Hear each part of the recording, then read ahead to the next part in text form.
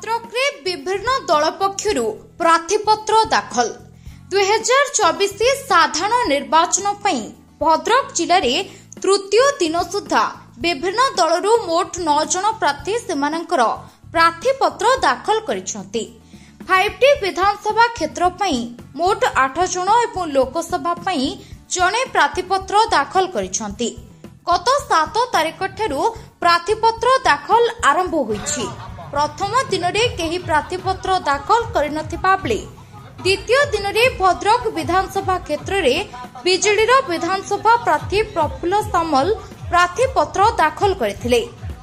तृतीय दिन में भद्रक विधानसभा क्षेत्र में कांग्रेस प्रार्थी असित पट्टनायक और बीजेपी सीतांशु शेखर महापात्र, चांदबाली विधानसभा क्षेत्र कांग्रेस प्रार्थी अम्य कुमार महापात्र और स्वाधीन प्रार्थी जीवन संग्राम दास, भंडारीपोखरी विधानसभा क्षेत्र कृपा पार्टी निरुपमा दास और नवनिर्माण कृषक संगठन पक्षर सत्यरंजन नायक, धामनगर विधानसभा क्षेत्र स्वाधीन प्रार्थी जगन्नाथ मल्लिक प्रार्थीपत्र दाखल करिसेंती।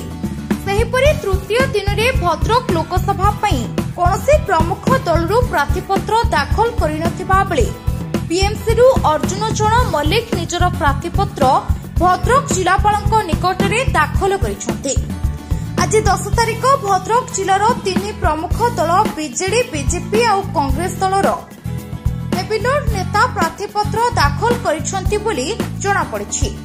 वरिष्ठ कांग्रेस नेता निरंजन पट्टनायक, बीजेपी राज्य सभापति मनमोहन सामल, बीजेडी नेता पौमुकेश राय, मंजुलता मंडल, संजीव मल्लिक, बीजेपी नेता सुधांशु नायक प्रमुख आज निजर प्रार्थीपत्र दाखल करिथिबा सूचना मिलिछि।